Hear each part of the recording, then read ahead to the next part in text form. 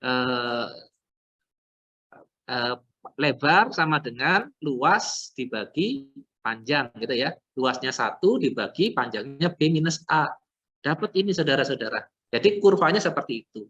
Contoh misalkan A-nya misalkan begini ya. Peluang saya menguji tegangan yang di colokan listrik itu peluangnya misal ya walaupun ini mungkin berbeda antara 200 volt sampai 240 itu peluangnya sama semua gitu. Jadi maksudnya bisa aja saya mendapatkan 220,6 atau 22 tadi berapa? Saya nyuruhnya 200 ya, 200 sampai 240. Maaf saya nggak bawa coba coret-coret pakai ininya, pakai gini ya. Kan ya, misalkan A itu 220 ini ya. Sorry 200 bukan 220. 200 B-nya 240. Ya, 240. Berarti tegangan yang saya ukur itu nanti punya peluang sama ya di antara 200 sampai 240. Mau 201, mau 235, mau 226 atau 220 tepat gitu ya. Itu di sana range-nya. Nah, pertanyaannya kalau digambar seperti ini, berapa atasnya ini gitu ya. Maka kita bisa hitung 240 dikurangi 200, 40 ya, 40 berarti 1/40 gitu. 1/40. Gitu ya. Peluang 1/40 itu kan 0,0 sekian gitu ya. Pokoknya angka yang sangat kecil, angka yang cukup kecil gitu. Ya, tapi ingat dalam kontinu kita tidak membicarakan peluang di satu buah titik tertentu gitu ya. Tidak bicara tentang silakan.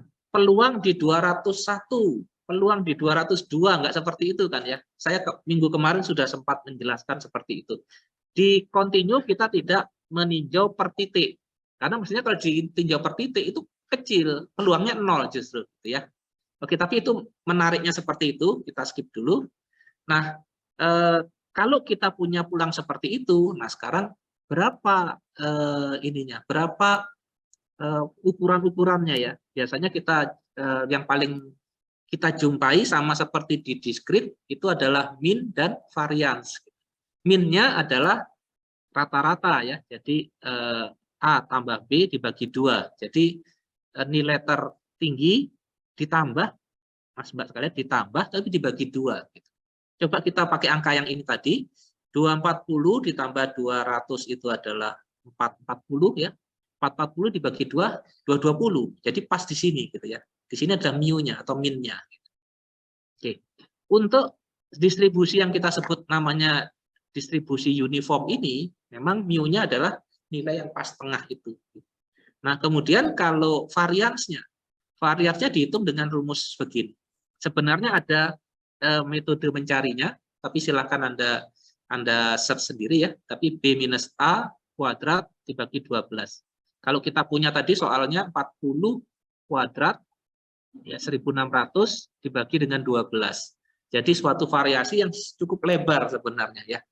Oke, tapi makna dari coba ya kita tes ya. Misalkan ini BA tadi kan 40 ya, berarti 1600 dibagi 12. Nah, saya pakai kalkulator. 1600 dibagi 12. Sekitar 133 ya, 133. Nah, itu adalah apa namanya? Varians ya. Nah, standar deviasinya kita akar ya. Jadi ini kan varian begini ya, kuadrat ini ya, var gitu.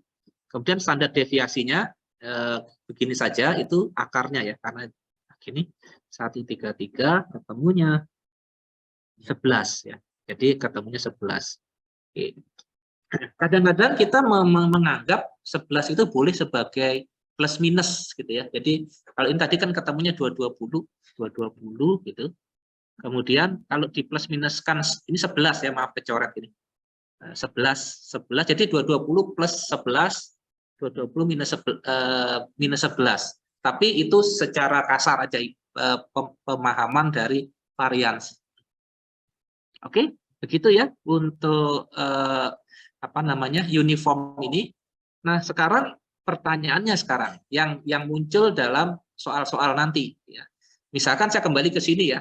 Nanti pertanyaannya adalah berapakah peluang gitu ya bahwa tegangan yang saya ukur itu kurang dari 220. Nah, gitu. Berapakah jadi pertanyaan-pertanyaan yang keluar adalah berapakah peluang ya P bahwa X yang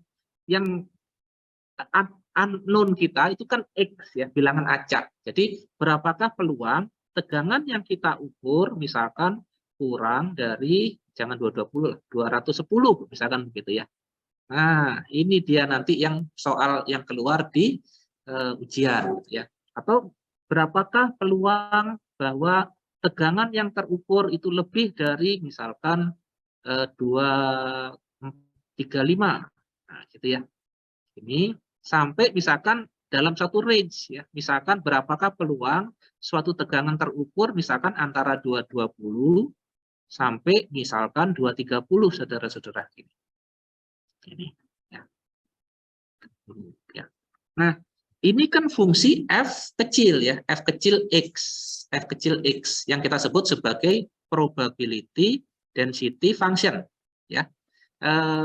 Kalau kita punya modal seperti ini, sebenarnya kalau ditanya satu contoh yang pertama ya, berapakah peluang bahwa tegangan yang terukur kurang dari 210? Berarti kan kita ambil 210 di titik ini ya, kemudian kita gini, ya kan? Berarti peluangnya kan luasan ini, ya enggak? Jadi ketemunya sama dengan integral gitu ya, dari 200 sampai 210 dari fx kita gitu ya, dx gitu, ya sama dengan fx kita kan 140 ya, 140 karena ini konstan gitu ya, fx-nya sama dengan 1/40.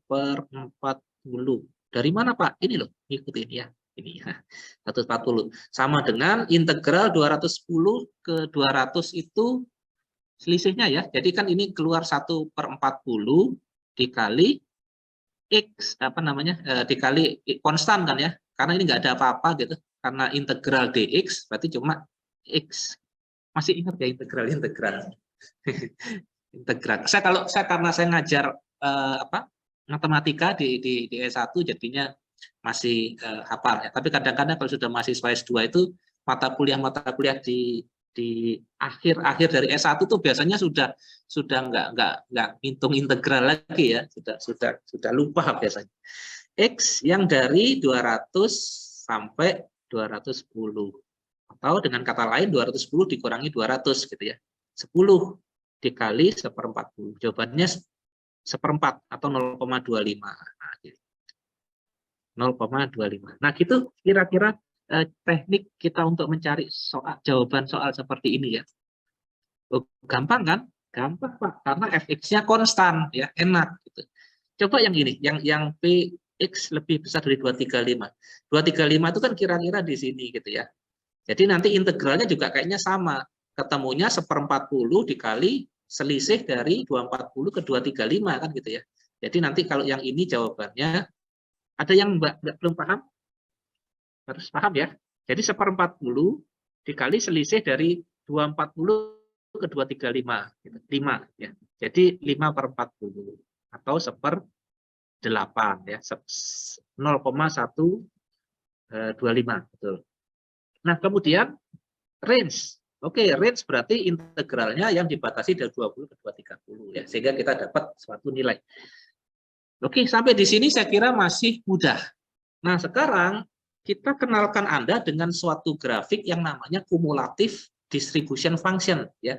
Jadi ada, saya pindah layar dulu sini ya, atau sini aja. Biasanya kita paham ada dua. Yang pertama adalah fx ya, yang kita sebut sebagai probability distribution function ya. Kemudian ada namanya fx. Fx itu adalah cumulative distribution function ya. Kalau ciri-cirinya sebenarnya kok ciri? Nah, kenapa ini? Enggak ya. Bentar ini. Nah, sebenarnya fx ini sama dengan integral dari minus tak berhingga sampai dengan x dari fx. Jadi dia mengakumulasi. Ya, contohnya fungsi yang begini tadi ya, yang buatan kita tadi yang dari 200 ke 240 ini ya. 200 ke 240. Ini kan fx ya, ini kurva PDF. Maka CDF-nya ya kalau kita gambarkan begini, Mbak sekalian ya. Dari 200 sampai 240 ya. Kalau di 200 luasnya berapa? 0 ya. Belum ada ya. Maksudnya kurva ini dari minus tak berhingga sampai 200. Tidak ada ya luasnya ya, 0 ya. Kemudian berangsur-angsur mungkin kalau di 200 berapa tadi 210 ya. 210 kan seperempatnya ya. Berarti kan 210 itu di sini seperempat misalkan. Paling ujung nanti berapa? Kira-kira di 240 luasnya. 1 ya. Berarti 240 ini nanti 1 terakhirnya. Mentoknya di 1. Ini 1 tik tik tik tik. Nah, di sini ya. Sehingga nanti kira-kira kurvanya gimana ini? Bentuknya. Kalau di 220 kan setengahnya ya. Setengah luas. Betul nggak? Linear ya. Jadi gambarnya kayak gini nanti, Bos. Ya, gitu ya. Nah, ini yang kita sebut sebagai cumulative distribution function gitu, ya. Dan pada kurva-kurva atau pada pelajaran-pelajaran tentang distribusi, nanti CDF ini yang biasanya lebih berguna, lebih dipakai gitu ya, atau lebih disukai gitu. Karena kalau kita menggunakan yang F kecil itu harus mengintegral lagi gitu. Karena di CDF itu sudah ada luasnya gitu ya. Sehingga nanti begini contoh ya. Contohnya misalkan kalau soal yang seperti tadi, berapakah X kurang dari 210 gitu ya. Maka kalau kita menggunakan Fx itu kan mengintegral dari 200 sampai 210 ya. Tapi kalau menggunakan F besar itu enggak mengintegral, tapi kita mengurangi saja. Jadi untuk jawaban yang atas ini F besar 210 tinggal dikurangi aja, Mbak. Mas ya. Kenapa? Wah, ini ada yang aneh komputer saya. Dikurangi F200 gini. Ya. F210 kan sudah hitung tadi seperempat gitu ya. Oh, mouse-nya kali. Ini kan 0,25 gitu ya. Dikurangi 0. Jadi jawabannya 0,25. Terus contoh lain ya, yang range ya. 220 sampai 230 itu tinggal cari aja F besar 230 dikurangi F besar 220 gitu.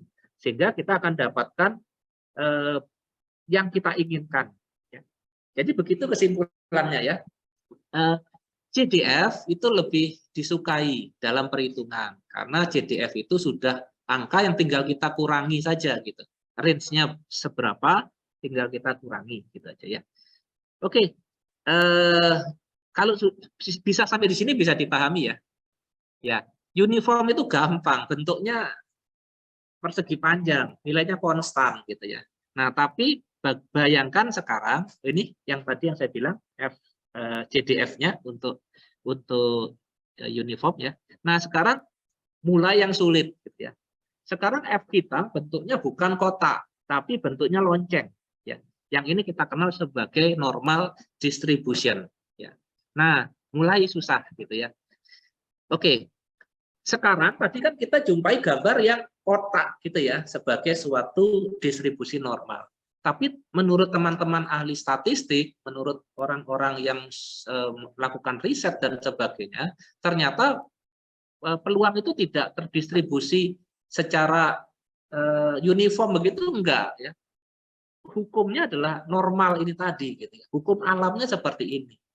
Pembuktiannya masih ingat minggu lalu saya gambarkan peluang yang misalkan lempar dadu kalau nggak salah ya, yang awalnya cuma batang begini tapi dibikin banyak, itu lama-lama dia cenderung membentuk lonceng begitu ya. Kemudian ya banyak kasus-kasus lain yang sebenarnya nanti lama-lama arahnya begini.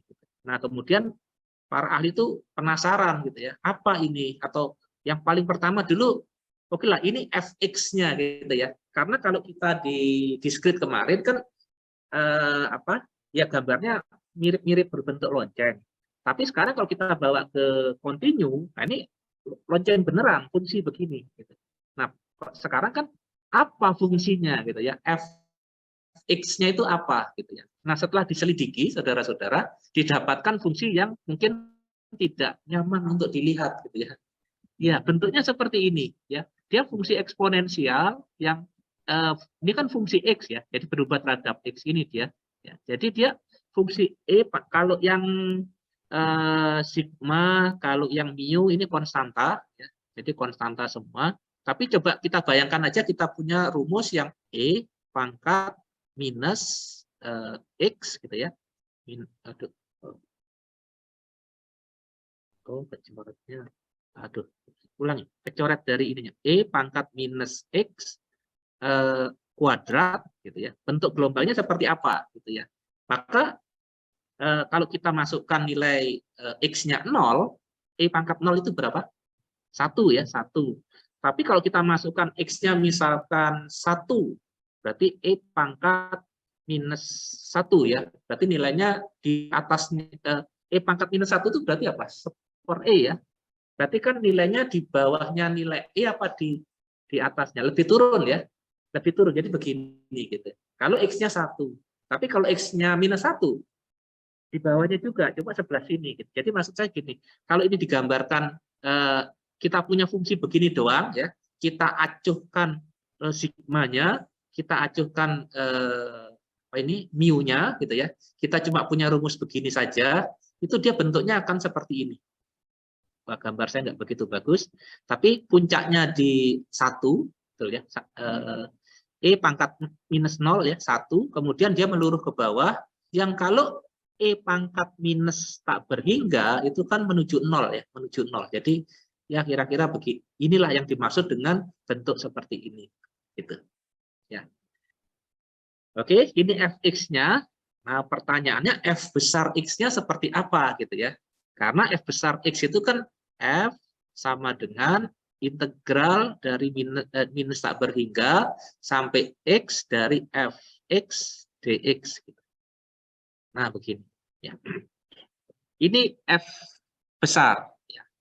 Nah, kemudian kalau oke, nanti kita lihat ya fungsinya seperti apa.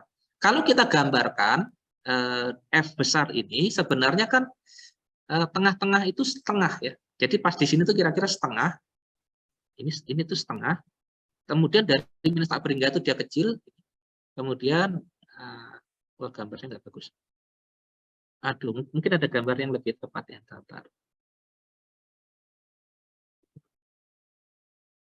Oh, nggak ada. Nggak ada. Oke, nanti kita bikin pakai Excel aja. Ya.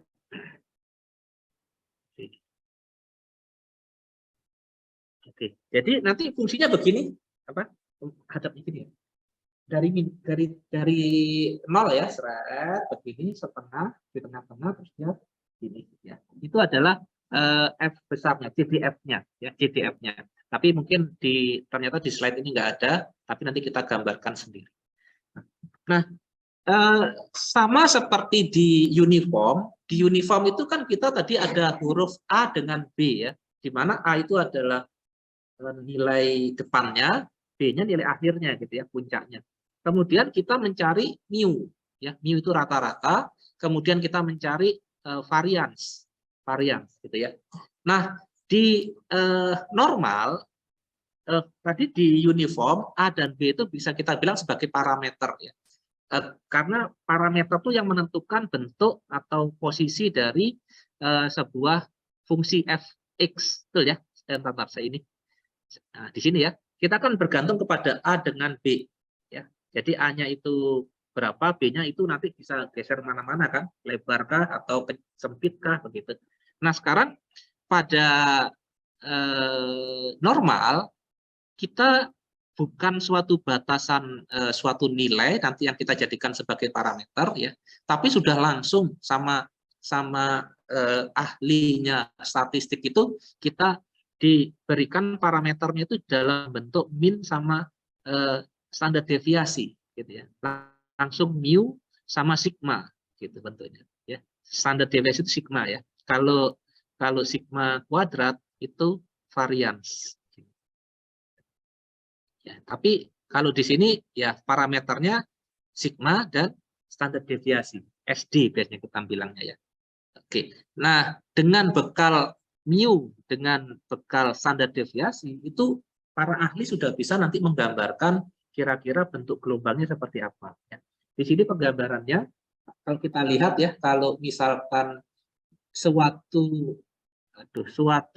fx itu memiliki mu sama dengan 5 dan standar deviasi sama dengan 1, itu bentuknya ya misalkan begini gitu ya. Tapi kalau standar deviasinya itu lebih besar ya, misalkan 2 ya, berarti variansinya 4, maka dia menjadi lebih lebih apa ya, lebih melebar dengan nilai puncaknya yang lebih turun daripada yang standar deviasinya 1 gitu. Nah, secara awam kita bisa membayangkan bahwa standar deviasi itu sebenarnya simpangannya ya. Kalau misalkan standar deviasi itu lebih kecil, mungkin loncengnya lebih sempit gitu kan ya. Kita nggak bisa bilang ini sempit atau lebar ya, karena kan relatif ya kan. Cuma ini perbandingan saja antara 1 dengan 2 ya, standar deviasi 1, standar deviasi 2. Kalau misalkan 1 itu sekian, maka yang 2 itu lebih lebar gitu. Nah, tadi saya memberikan contoh itu mungkin kita bisa seakan-akan bahwa standar deviasi itu sebagai plus minusnya gitu ya. Jadi seakan-akan suatu nilai 5 plus minus 1 gitu. Kalau plus minus 1 kan berarti kira-kira 7 sama 6 ya. Nah, cuma nanti ini berapa F-nya gitu. Cuma itu penggambaran yang secara awam saja ya. Jadi standar deviasi itu kalau diasumsikan dia sebagai plus minus sebenarnya ya mungkin pendekatan yang terlalu kasar ya. Oke, kalau kita sudah punya mu sama sigma, maka kita bisa masukkan di sini, mas-mas kalian ya, di rumus ini gitu. Jadi sigmanya misalkan tadi 1 gitu ya, kemudian mu-nya misalkan tadi 5, itu tinggal digantikan. Maka contoh ya, kalau kita gantikan mu-nya dengan 5, berarti minus x min 5, itu kan berarti x-nya itu di 5 baru dia e-nya pangkat minus 0 ya kan? Ya, maksudnya kalau seperti gambar di sini, ini mu-nya sama dengan 5, berarti butuh x sama dengan 5 lah supaya fx itu 0 gitu ya. Jadi kan benar ya gambar ini bahwa di mu sama x sama dengan 5 di sini tepat dia puncaknya. Atau kalau contoh lain 15, ya pas di 15 itu dia puncaknya. Gitu, ya. Oke, nah sekarang zaman dulu belum ada komputer ya. Zaman saya mungkin masih SMA, zaman saya awal-awal masih kuliah itu komputer masih barang langka, maka kita menggunakan suatu tabel, biasanya tabel logaritma. Kalau tabel sinus gitu ya, dulu mencari sinus itu nggak boleh pakai kalkulator, harus pakai tabel. Jadi beli buku logaritma namanya ya. Anda pernah mengalami masa-masa itu? Enggak ya? Berarti anak-anak milenial, anak-anak baru. Atau mungkin kalau Bapak Ibu ada yang seumuran dengan saya atau di bawah saya sedikit itu masih ngalami ngitung sinus kosinus itu nggak pakai kalkulator, nggak pakai komputer, pakai buku gitu ya. Ada tabel yang kita nyari. Biasanya ketepatannya sampai 4 angka di belakang koma gitu biasa. Oke, nah cuma ya tentu saja di kuliah ini kita nggak menggunakan tabel ya, kita langsung aja menggunakan software. Yang pertama atau begini, kalau di buku logaritma yang saya bilang tadi itu, suatu distribusi normal itu kan pertanyaannya adalah mu-nya berapa gitu ya. Kalau misalkan mu-nya 5, berarti tabelnya kan berarti tabel yang untuk mu 5. Tapi kalau mu-nya 15, tabel untuk mu 15. Ya kalau angkanya bulat. Kalau misalkan angkanya nggak bulat, misalkan 6,34 mu-nya. Gimana tabelnya gitu ya. Nah, oleh karena itu di tabel normal distribution itu biasanya kita dikenalkan dengan suatu standar ya, yaitu distribusi standar di mana mu-nya itu sama dengan 0, sigmanya sama dengan 1 gitu ya. Jadi bentar. Nah, ini ya. supaya mudah untuk memahaminya, ya, supaya nanti tinggal nanti kalau saya rubah itu tinggal disesuaikan aja. Berarti kalau mu-nya 0 digeser aja ditambah apa namanya? Maaf, maksudnya mu-nya 5 gitu ya. Berarti yang standar ini digeser aja gitu. Jadi begini saudara-saudara, dengan menggunakan tabel ini ya di bawah, value is found as appendix in table 3, atau bisa menggunakan Excel ya. Tentu saja kita akan menggunakan Excel ya. Oke, saya bukakan Excel dulu. Sudah pernah menggunakan Excel? Kalau menggunakan Excel ada yang belum familiar? Sudah semua ya? Kalau sudah, saya langsung aja menggunakan normal distribution. Nah, pertanyaannya, sudah pernah pakai normal distribution di Excel? Nah, gitu. Belum. Baru sekarang ya. Baik. Kelihatan nggak ini? Saya besarin. Oke. Norm.dis. Oke. Ini fungsinya sebenarnya ada perkembangan Excel ya. Mungkin kalau Bapak Ibu menggunakan Excel tipe yang lama itu masih yang versi 2007 ya. Ini mungkin bisa kelihatan di sini. Kalau kita ngetiknya normdis langsung seperti itu, dia masih support ya. Saya menggunakan Office terbaru 365, jadi kalau normdis itu dia masih support. Tapi sebenarnya yang terbaru itu dia sudah menggunakan sama dengan norm.dis gitu ya. Jadi normdis kita menggunakan ini. Saya paksakan kita menggunakan yang terbaru ya. Kalau misalkan Bapak Ibu masih menggunakan Office yang lama 2007, mudah-mudahan enggak ya, masih ada yang enggak kayaknya, enggak ada yang menggunakan yang lama. Disesuaikan. Soalnya nanti habis kuliah ini loh, kok nggak cocok ya norm.dis kok nggak bisa gitu. Mungkin ya Office-nya kuno gitu ya. Normdis kurung buka. Nah, di sini ada X, min, standar sama kumulatif. Sudah kita aja. X itu adalah bilangan acaknya, min itu adalah minnya, standar deviasi adalah standar deviasi parameternya ya. Kemudian ada 4 ya, jadi mohon diperhatikan, min itu parameternya berapa minnya, standar deviasi itu juga parameter, berapa parameter standar deviasi. Nah, kumulatif itu boolean, apa namanya? True or false ya. Kalau true itu berarti kumulatif CDF. Kalau false itu PDF. Gitu maksudnya ya. Nah, kita coba ya, misalkan di sini, bentar saya ulang dulu. Misalkan di sini ada angka 0 ya. Saya ingin tahu berapakah normal distribution dari nilai ini di B ini gitu ya. Bila minnya sama dengan 1 dan standar deviasinya sama dengan 0. Nah, ini berarti yang standar ya. Kemudian kumulatifnya false apa true? Saya pilih false saja supaya kita mau lihat tadi ya. Oh, standar deviasinya oh kebalik maaf 0. Iya, lucu kalau misalkan standar deviasinya 0 gimana ya? Nilai minnya di 1, standar deviasinya 0, enggak mungkin ya. Minnya 0 gitu ya, standar deviasinya 1 ya, kebalik maaf. False. Nah, ini dia hasilnya 0,34 sekian gitu ya. Tapi ini kan enggak seru. Wah, Pak, saya ingin lihat yang bentuknya seperti lonceng itu gitu ya. Oke, kita bikin begini -5, -4, -3, -2, -1. Wah, meleset ya. 1 2 3 4 5. Oke. Nah, ini kan kalau Excel bisa paham ya, normdis dari nilai ini gitu. Maka ini saya copy ke bawah begini. Terus ini saya copy ke atas gitu. Nah, gitu. Kemudian kita blok seperti ini. Kemudian grafik ya, grafik. Kecepatan ya? Terlalu cepat? Enggak kan ya?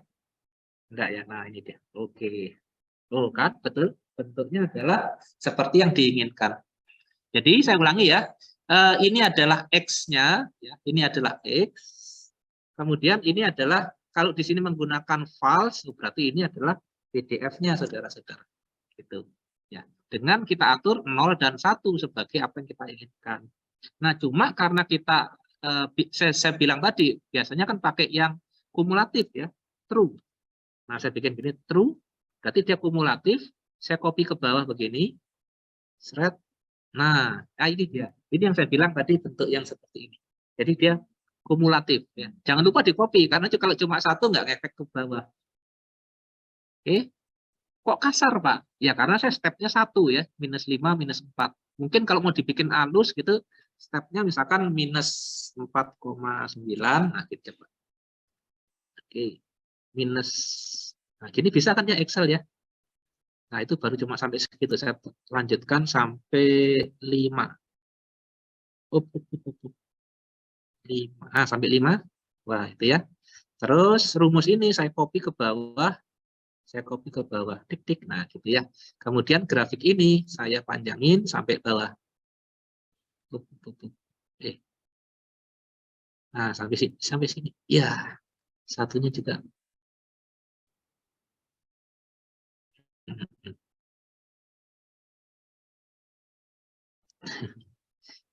Nah, mari kita lihat hasilnya. Nah, lebih smooth ya.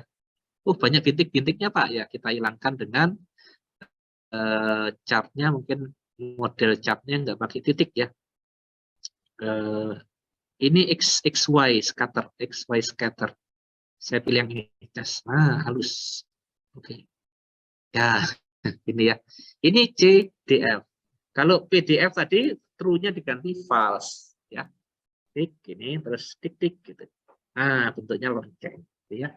Tinggal di customize supaya lebih bagus. Nah, sekarang kan ini tadi untuk mu sama dengan 0 dan standar deviasi sama dengan 1 ya. Berarti coba kita pindahkan di sini. Jadi mu sama sigma ya. Saya taruh di sini ya. Misalkan tadi 0 sama 1. Berarti yang ini saya ganti dengan ini ya. Tapi tekan F4 supaya kunci. Kemudian yang ini saya gantikan dengan ini, tekan F4 supaya kunci. Kenapa dikunci? Biar di copy ke bawah, nggak pindah, betul ya, tetap. Jadi kita tes sekarang, oke, masih tetap ya. Mu-nya saya ganti, misalkan saya ganti 5, seret, nah dia menggeser ke sana gitu ya. Tapi kok bawahnya nggak ngikuti Pak? Ya karena kita dari -5 sampai 5. Ya mungkin nggak kita atur 4, 3, 2, 1, nah dia mulai bisa bergeser ya. Kemudian sigmanya, misalkan tadi 2, standar deviasi 2, makin 3, 4 gitu ya, 5 gitu. Nah, oke, saya kembalikan ke 0 ke 1 lagi. Kalau 0 nggak bisa ya. Coba kita lihat nilai puncaknya saudara-saudara. Ini 0,4. Bukan 0,5 ya puncaknya ya, 0,4. Loh Pak, kok beda? Ya karena ngitung luasan dari tidak selalu setengah. Untuk puncak itu bukan ini kan peluang ya. Jadi kalau peluang pas di tengah itu yang peluang tertinggi, tapi bukan setengah. Jadi contoh lain misalkan saya ganti sigmanya 3 gitu ya. Maka nilai puncaknya di 0,1, jadi kecil. Tapi kalau saya ganti dia menjadi true ya. True. Kalau saya ganti menjadi true, maka tengahnya akan selalu sama dengan setengah. Ini dia. Atau saya jadikan mu-nya 0 ya, mu-nya 0. Coba pas di 0 itu nilainya setengah ya, karena luasannya itu kan loncengnya simetri ya. Jadi pas di tengah itu sudah setengah luasan gitu. Jadi pasti setengah. Kalau sigmanya saya rubah 1 misalkan, ya tetap di 0,5 ya. 2 tetap di 0,5, 3, 4, 5, 6, 7, 8 gitu. Tetap di 0,5 gitu. Ya, cuma ininya lenggoknya menjadi berubah. Oke. Nah, saya kecilkan dulu Excel-nya. Nah, balik ke sini ya. Oke. Nah, sekarang kita langsung ke persoalan ya. Kita langsung ke persoalan dan kita gimana cara mencarinya. Nanti sama seperti pada distribusi uniform tadi ya, distribusi uniform. Bahwa nanti pertanyaannya itu adalah kayak begini ya, berapakah peluang suatu nilai acak kurang dari gitu ya, atau lebih dari suatu suatu nilai atau dalam suatu range gitu. Atau mungkin range ujung-ujung gitu nanti kasusnya seperti itu. Nah, maka tekniknya seperti apa? Ya, kalau kita menggunakan siapa namanya? Menggunakan Excel ya, itu no problem ya. Contoh ya, misalkan ini ada suatu bilangan acak standar normal itu berarti mu-nya berapa? Kalau standar ya, mu-nya adalah 0, sigmanya adalah 1 ya, 1 gitu ya. Kemudian ini saya ini nggak ada kaitannya ya. Ini untuk menggambar grafik aja. Nah, sekarang pertanyaannya adalah carilah peluang bahwa Z itu sama dengan bilangan X sebenarnya ya, X untuk kurang dari 150. Nah, itu kan berarti kan begini. Kita cari aja nilai 1,5 kok 150. 1,5 bila mu-nya adalah 0 dan sigmanya adalah 1 gitu ya. Kemudian tinggal pakai CDF aja gitu kan ya. Kita pakai CDF-nya aja, ya tulisnya true gitu. True. Maka kita akan dapatkan Oh iya, nordisnya belum ditulis. Normdis. Gini ya. Maka kita akan dapatkan 0,93319. Ini dia, 0,93319. Loh, kan gampang gitu ya. Ya, kita menggunakan Excel. Atau misalkan ini 153, tapi dengan standar ya, dengan mu-nya 0 dan ini kurang satu ya, tinggal ganti aja ini 153. Oke, sama ya. Kalau 0,02 ya kita tinggal ganti angkanya 0,02. 0,02. Gini ya, 0,507. Oh, meleset. 0,02. 0,50398. Oh, meleset ya. Iya. Ya, tapi saya lupa yang tahun lalu Pak Wirawan ngasih soal dengan menggunakan tabel nggak ya? Kalau misalkan iya, wah itu Anda harus belajar cara mencari di tabel. Kalau tabel itu cara nyarinya gini, Mas. Jadi di tabel itu Z-nya itu dalam bentuk satu angka di belakang koma. Saya ganti maksudnya. Nah, gini ya enak. Itu kayak gini, cari 0 sampai 1,5 terus dicari ini dia jawabannya. Kalau 0,153, 0,153 gitu, 0,93699 ya. Itu cara di mana namanya? Di tabel. Tapi biasanya untuk menghemat kertas, tabel itu cuma ngasih separuh biasanya. Separuh dari grafik ini gitu. Dengan asumsi separuhnya lagi bisa dicari negatifnya gitu. Mungkin pusing ya, tapi gini aja. Saya mungkin enggak mengarahkan ke sana, saya tetap arahkan ke Excel aja ya. Jadi contohnya kasus-kasus seperti X kurang dari 1,26 lebih ya, maaf ya, itu menghitung luasan ini kan ya. Nah, sekarang kalau 0,86 itu kan sebentar. Oh, begini, maaf.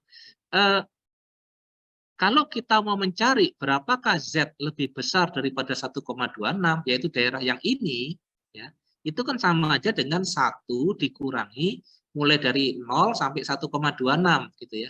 Sehingga kita cari ini dulu, baru dikurangi 1 minus, gitu, baru dapat nilai ini gitu ceritanya. Itu biasanya digunakan kalau kita menggunakan tabel, Mas Mbak ya. Cuma saya skip aja, nanti mohon dipahami sendiri ya intinya seperti apa. Kemudian yang nomor 2, jika minus 0,86 itu adalah ini, dari tak berhingga sampai 0,86, dan seterusnya ya, mohon dilihat di gambar ini.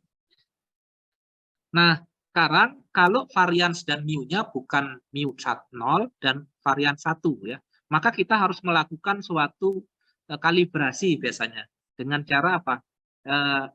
Nilai X-nya itu dikurangi dengan mu, kemudian dibagi dengan sigma. Itulah nilai Z yang baru, gitu ceritanya. Yang disebut sebagai standarizing. Saya minum dulu.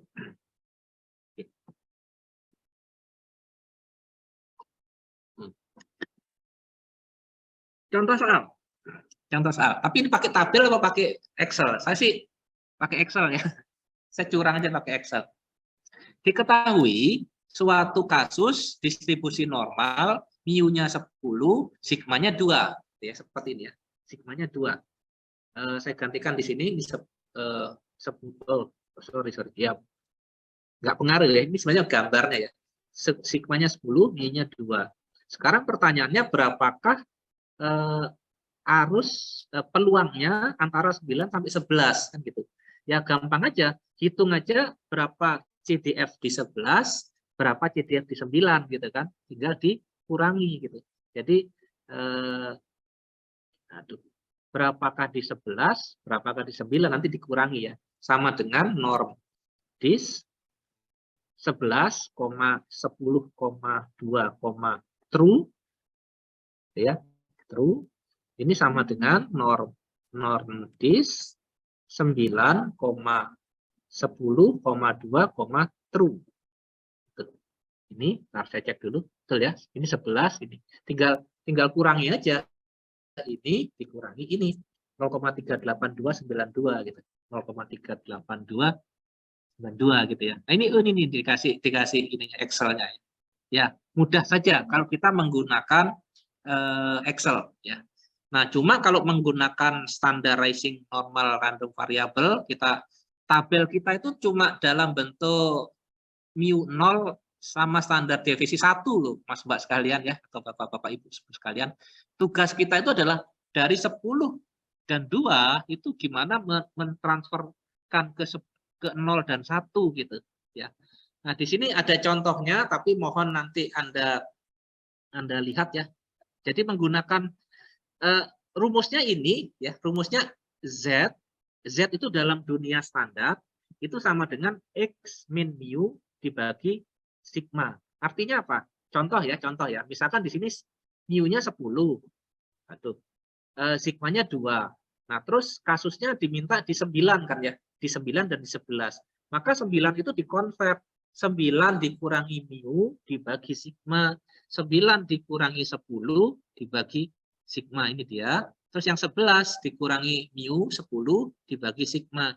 Jadi nanti di kurva dalam bentuk normal, kita sebut sebagai Z tadi ya, itu antara 9 dikurangi 10 dibagi 2 itu minus setengah gitu ya. Sedangkan 11 dikurangi 10 dibagi 2 itu setengah gitu.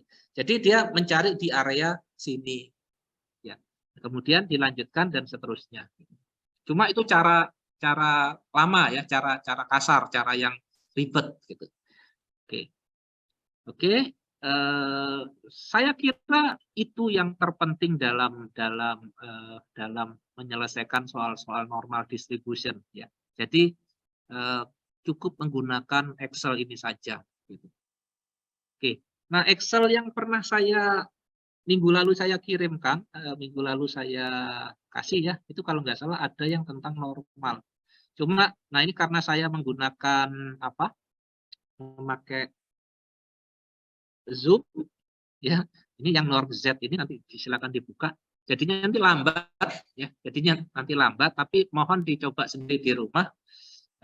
Ini ya, jadi ceritanya untuk nilai Z yang kita inginkan, tapi ingat ya, ini dalam dunia standar, maka kita bisa merubah suatu nilai yang kita inginkan.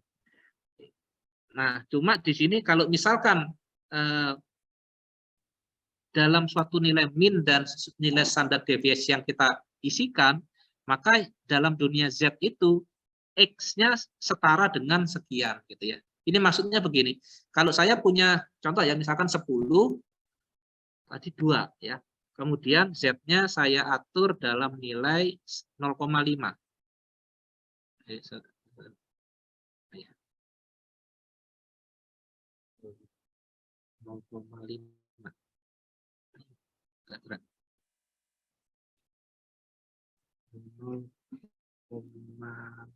Ini dia. Nah, ini ya 0,5. Maka kita dapatkan dia X-nya 11 gitu ya. Artinya apa?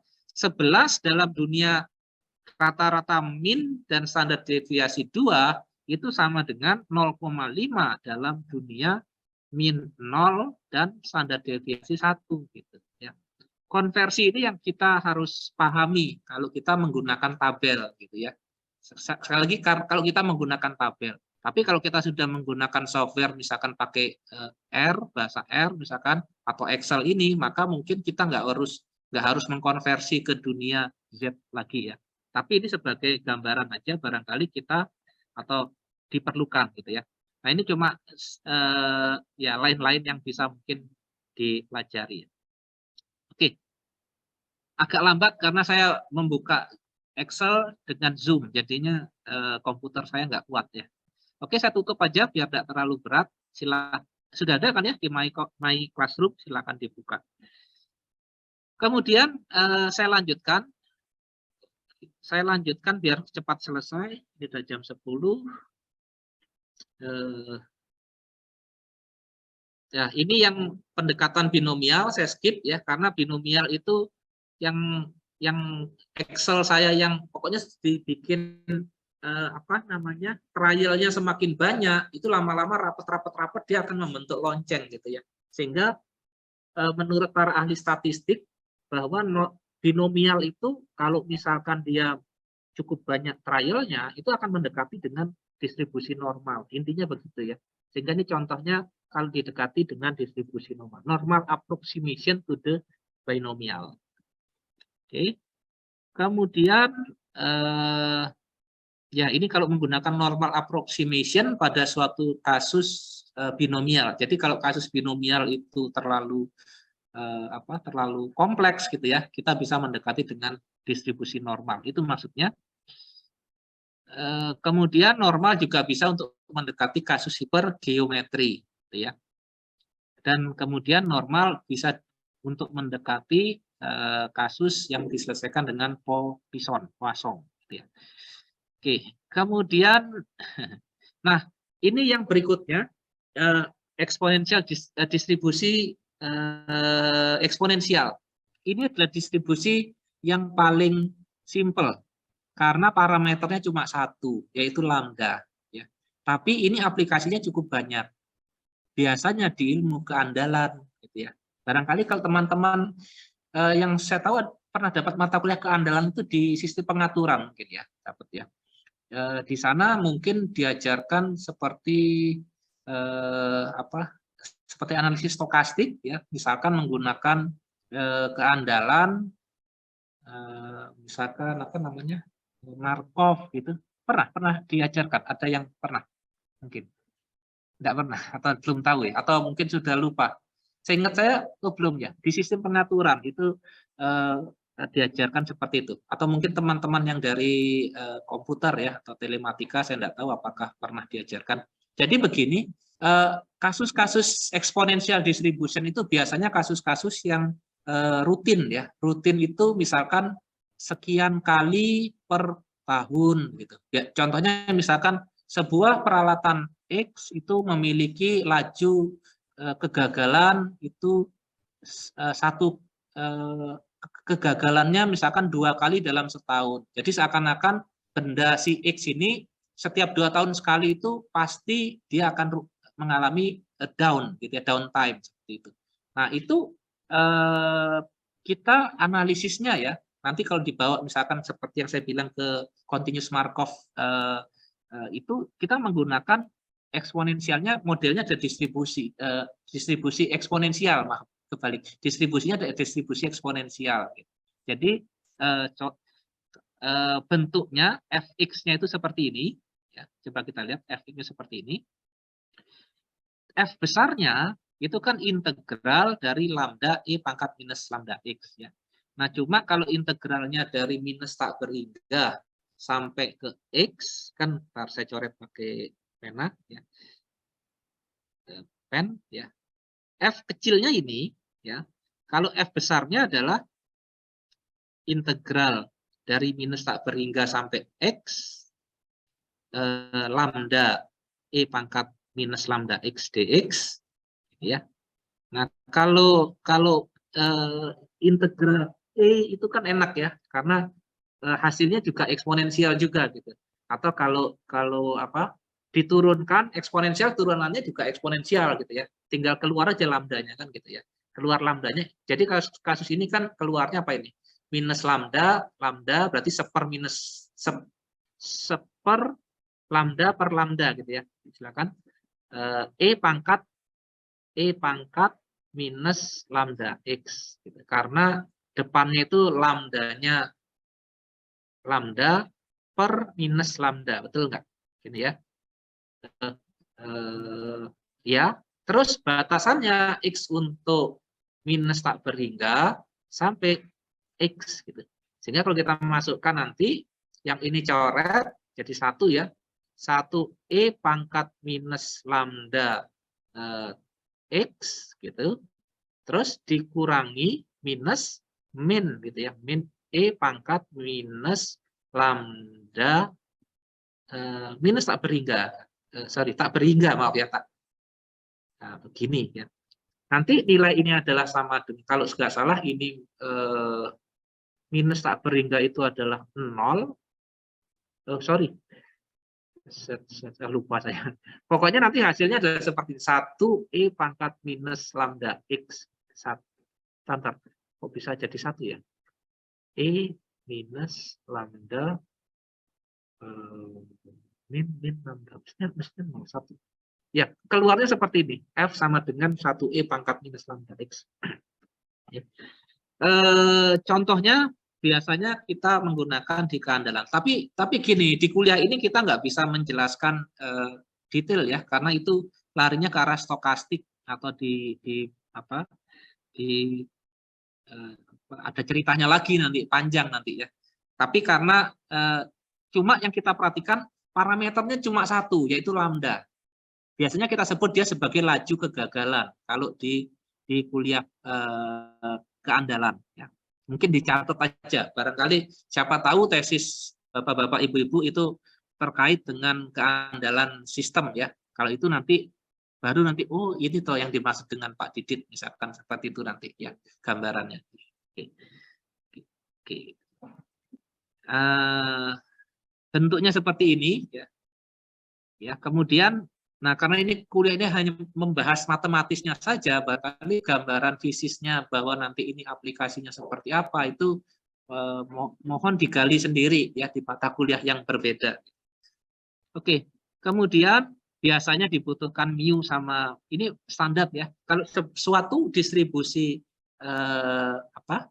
distribusi peluang itu pasti nyari mu, pasti mencari standar deviasi atau varians. Biasanya lebih disukai standar deviasi, karena standar deviasi itu satuannya sama dengan mu. Ya. Kalau varians itu kan kuadrat dari standar deviasi, jadi satuannya kuadrat. Jadi misalkan kalau mu-nya itu dalam satuan, misalkan apa ya, dalam satuan gitu ya, maka varians itu kan kuadrat, nggak enak gitu ya. Tapi kalau standar deviasi itu sama satuannya dengan mu gitu.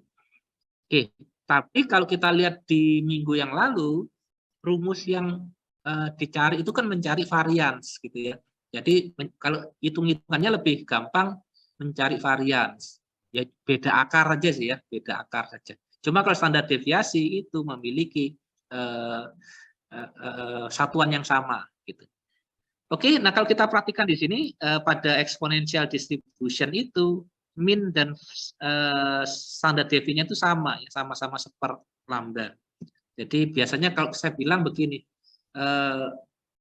laju kegagalan itu kan misalkan 5 kali, kebanyakan ya, 2 kali dalam setahun gitu ya. Nah kalau seper laju kegagalan itu kan berarti 1/2 sama dengan 2 gitu ya.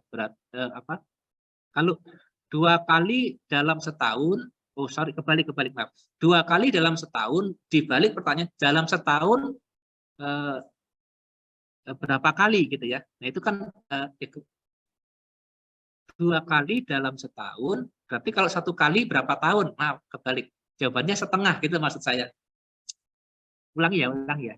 Kalau sebuah alat itu rusak 2 kali dalam setahun, berarti sekali rusak itu menempuh 1/2 tahun atau setengah tahun atau 6 bulan gitu kan ya. Nah itu logika dari min dalam distribusi eksponensial, bahwa kalau kita mendapatkan suatu laju kegagalan ya, ini contoh saja mungkin, misalkan lambda itu menyatakan sebagai suatu laju kegagalan, maka mu itu adalah kegagalan, maka mu itu adalah waktu yang diperlukan gitu ya untuk mengalami kegagalan yang pertama gitu.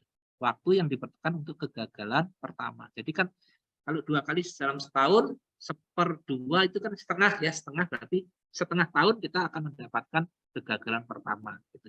Itu contohnya nanti ya. Tapi maaf karena ini tidak membahas tentang keandalan jadi saya skip ya. Nah, ini contohnya misalkan ini logs per tahun, kemudian dicari berapakah dalam sekian menit ya. Oke, kemudian nah coba lihat contohnya Bapak-bapak, Ibu-ibu sekalian ya. Jadi tipe karakter dari soal yang nanti solusinya menggunakan persamaan eksponensial atau di sini kalau menggunakan Poisson gitu ya. Oke. Kemudian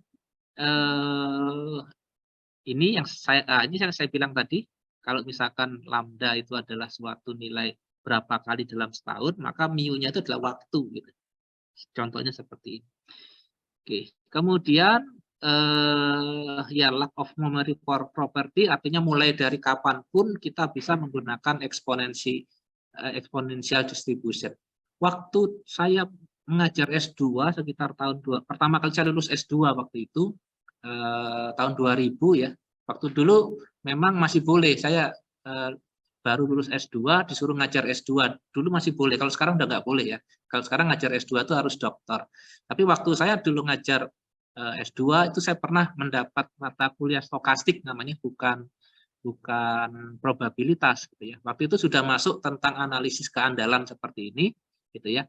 Dan kemudian sempat berdebat dengan salah satu mahasiswa tentang memang bolehkah bahwa misalkan data yang kita dapat itu contohnya tadi 2 kali per tahun tadi atau 5 kali dalam setahun itu akurat atau tidak gitu ya. Sayangnya saya waktu itu ilmu saya masih terbatas, masih cetek, itu saya nggak bisa jawab. Ternyata jawabannya di sini sebenarnya, bahwa kalau kita menggunakan distribusi eksponensial itu dia memiliki sifat yang namanya lack of memory. Artinya start mulai dari berapapun kita masih bisa atau asumsi penuaan atau laju kerusakan itu masih atau tetap bisa digunakan gitu ceritanya ya. Tapi itu masa lalu, cuma lack of memory itu maksudnya seperti itu ya. Jadi tidak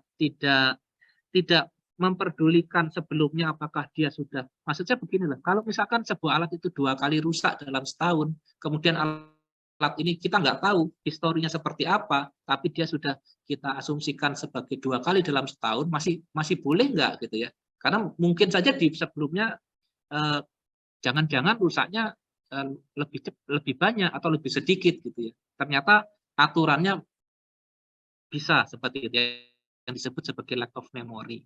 Ya nanti aja mungkin kalau Anda mempelajari tentang keandalan ya. Oke. Nah, ini dia ada ternyata ya, exponential application in reliability ya. Jadi ini contohnya.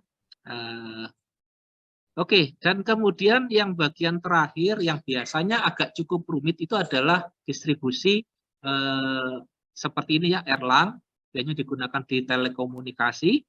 Kemudian ada distribusi gamma dan kemudian Weibull ya. Setiap distribusi itu punya cerita sendiri-sendiri biasanya. Seperti kalau yang paling sering kan normal. Normal itu adalah kondisi yang hubungannya sama trial biasanya ya.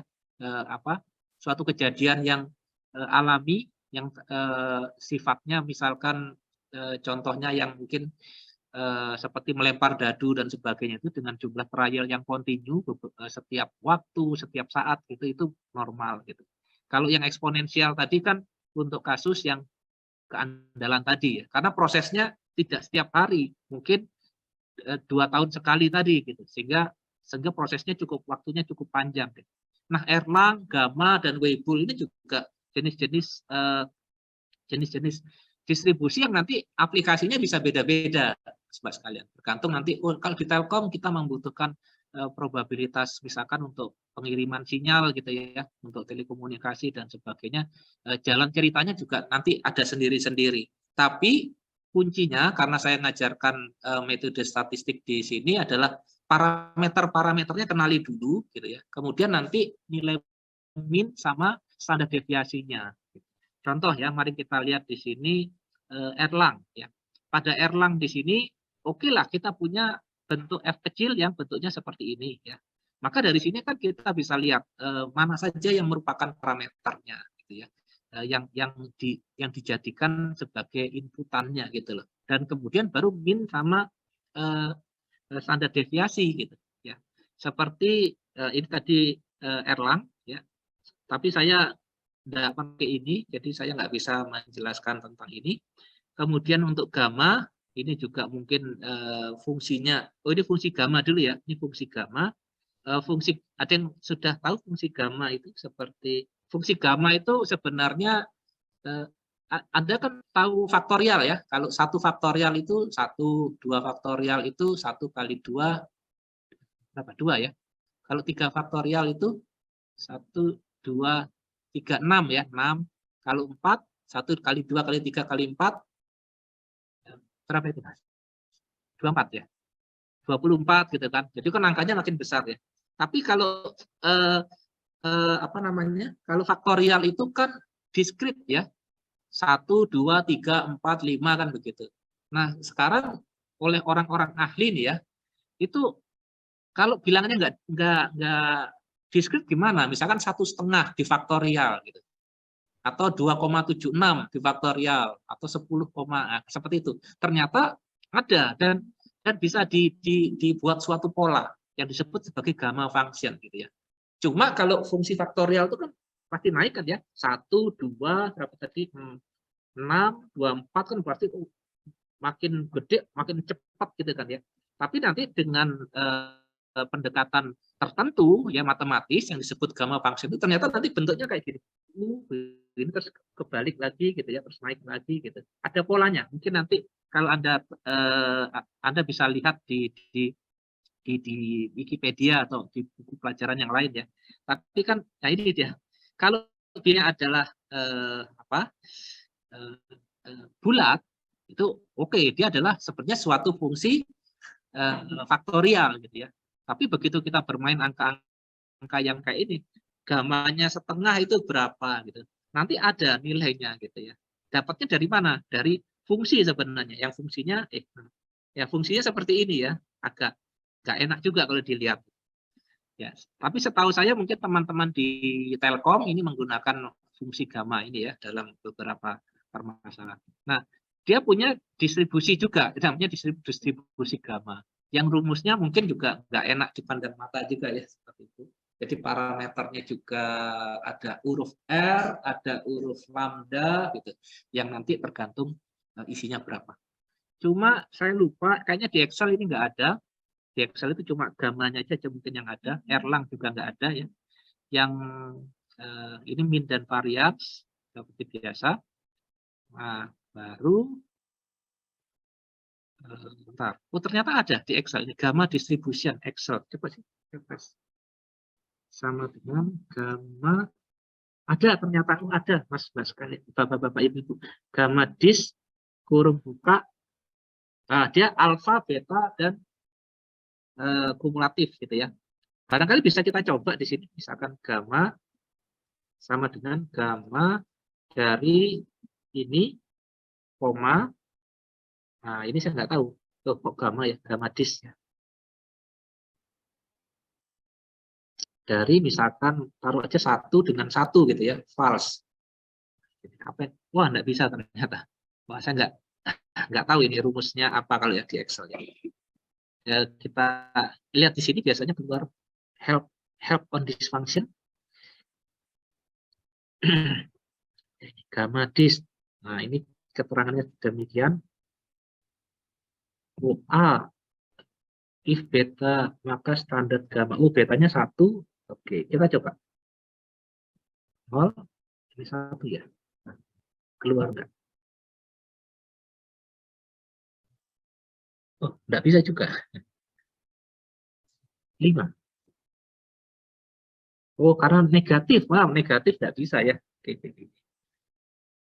Ya, mungkin kalau di positif baru dia muncul. Nah, betul kan? Kalau di positif baru muncul. Sama seperti ini. Nah, ini dia gambarnya yang entah maksudnya apa gitu ya. Tapi kira-kira fungsi gamma itu kalau digambar seperti ini. Oke. Oh, ini dia gambar-gambarnya. Mungkin yang kalau misalkan nah, beda ini di Excel ya. Kalau di Excel itu alpha itu adalah R, kalau beta itu adalah skillnya, atau kalau di sini kan lambda ya. Lambda, tapi kalau di Excel seper lambda. Terus saya lanjutkan, ini contoh aplikasinya, silahkan dipelajari. Ini contohnya ya untuk develop gamma function. Kemudian, nah ini ada lagi chi-square distribution ya. Kemudian tapi nggak ada gambarnya, ini cuma skip segini aja. Tapi nanti di chi-square-nya kita akan pelajari di hipotesis ya, di chapter 7. Ini cuma ingat-ingat aja dulu, karena dia adalah chi-square adalah distribusi gamma ya, tapi lambdanya adalah setengah dan R-nya adalah V/2, derajat kebebasan dibagi 2 gitu ya, degrees of freedom. Bacanya nung. Oke, kemudian nah yang terakhir adalah Weibull. Weibull ini sangat banyak digunakan ya. Biasanya bentuknya, karena kalau kita lihat bentuknya itu bisa macam-macam. Kalau kita lihat, mungkin kalau kita menggunakan parameter yang tepat, maka mungkin bentuknya bisa menyerupai normal. Tapi dengan suatu nilai parameter yang berbeda lagi, itu bisa menyerupai eksponensial gitu ya, atau bisa menyerupai fungsi gamma. Nah, tapi bentuk dari ini ya, mobil ini contoh-contohnya ya.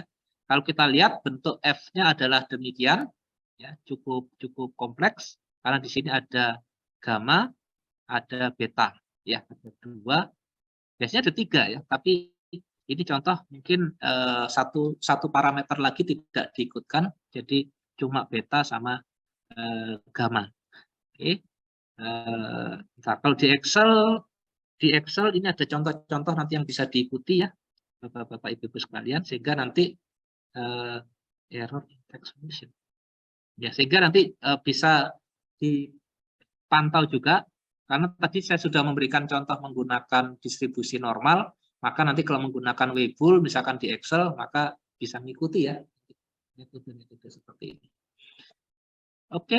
Oh, lupa terakhir ya, log normal. Log normal ini juga penting, karena log normal itu yang membedakan adalah ini dia. Jadi X-nya itu adalah ln X.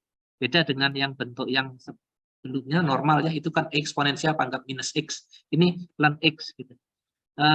Tentu saja parameternya kita lihat di sini ada parameter theta dan varians omega gitu ya. Bentuknya sebenarnya suatu normal tapi dalam bentuk log gitu ya, yang memang ya nanti banyak digunakan di mana itu nanti ada ceritanya sendiri, cuma saya nggak pernah pakai log normal jadi saya nggak begitu hafal. Tapi di sini ada saja contoh-contoh seperti ini.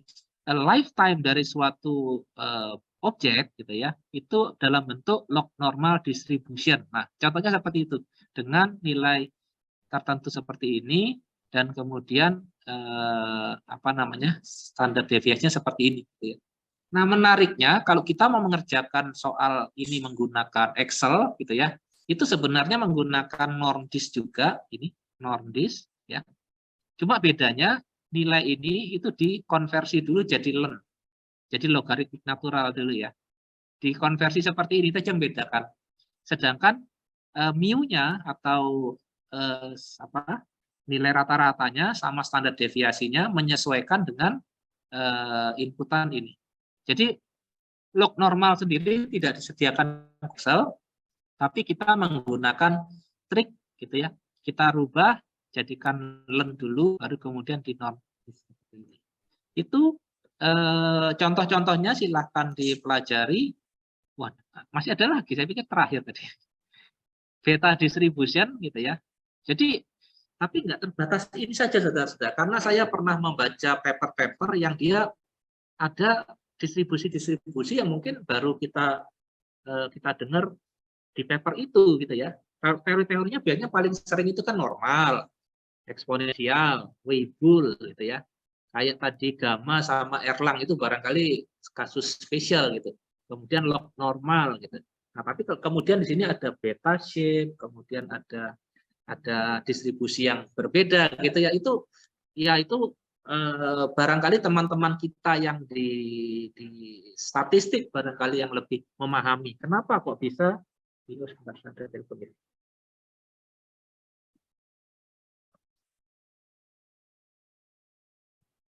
Ada penting.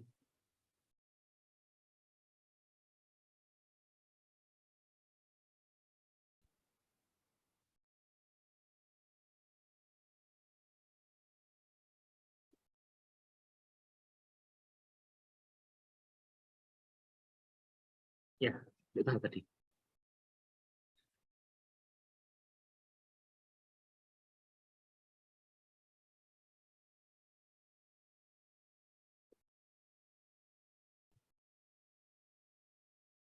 Oh ya,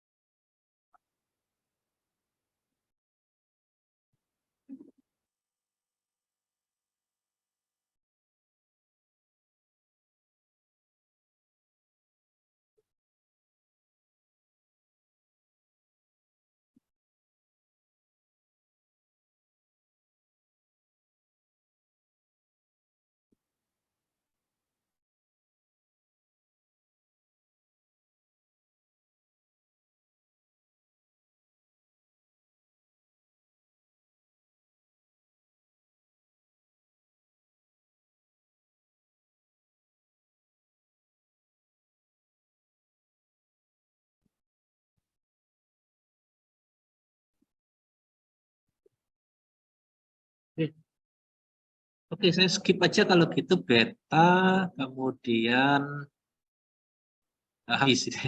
Jadi cukup banyak ya jenis-jenis distribusi. Oke. Ya. Nah, untuk kedepannya, ya mungkin kita mau nggak mau harus mencoba soal-soal yang ada di My Classroom ya. Coba saya bukakan satu. My sedikit. Paling gampang dibuat PR aja ya. Coba tolong dikerjakan sebisa mungkin supaya nanti menggambarkan kalau soal ujiannya kayak begini saya bisa gitu ya. Ya, bentar. Saya mau lihat soal UTS yang tahun lalu aja dulu. Kemudian kalau memang masih relevan dengan yang kita pelajari hari ini, eh, kita coba, Anda coba di rumah ya. Bisa nggak ngerjakan gitu. Kalau nggak bisa berarti mungkin eh, ya nggak lulus gitu ya. Nah ini dia. Yang ini ya, yang ETS stat ini ya. Coba kita nah kan maksud saya begini, seminggu ke-1, ke-2, ke-3, ke-4 Anda sudah ketemu saya memberikan gambaran-gambarannya doang gitu ya, nggak detail gitu. Nah tapi sekarang kita coba ya, sesudah mempelajari dalam 4 minggu ini kan ada soal ini dari Pak Wirawan ya, ada soal nomor 1, oke. Kemudian soal nomor 2 masih tentang normal distribution, masih bisa. Cuma ini berbahasa Inggris, karena tahun lalu itu ada mahasiswa asing. Tunggu sebentar, soal nomor 3 masih termasuk. Nomor 4 ini Nah, iya, ini ada suatu distribusi tapi ngarang sendiri gitu ya.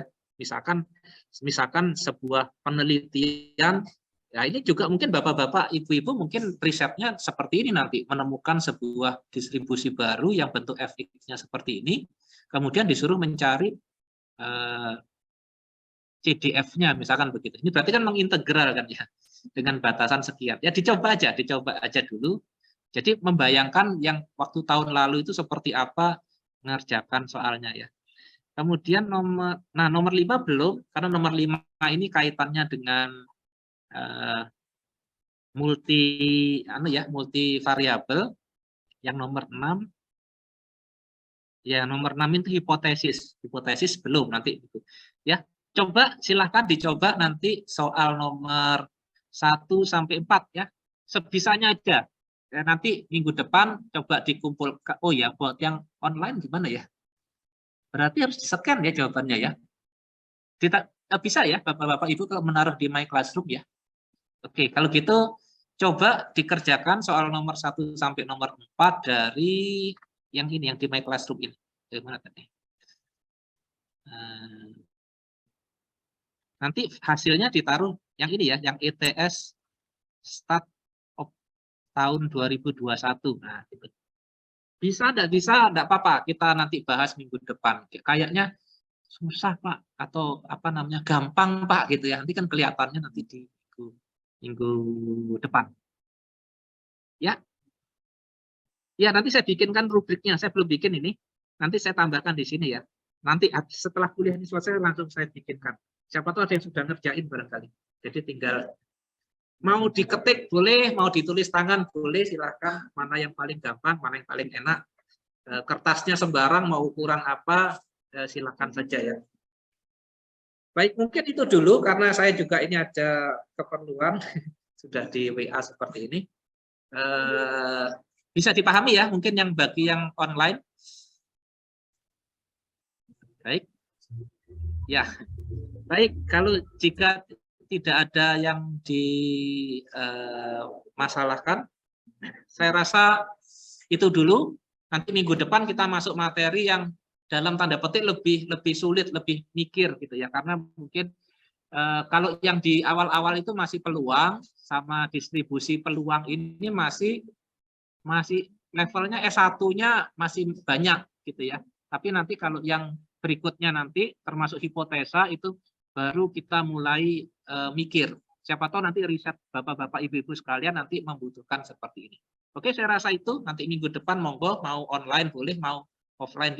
Saya sih terpaksa dua metode ya, terpaksa hibrid gitu. Jadi silakan mau ikut di offline boleh, mau ikut online boleh gitu ya. Oke, saya akhiri ya untuk Zoom-nya. Terima kasih semua. Dan untuk yang di kelas juga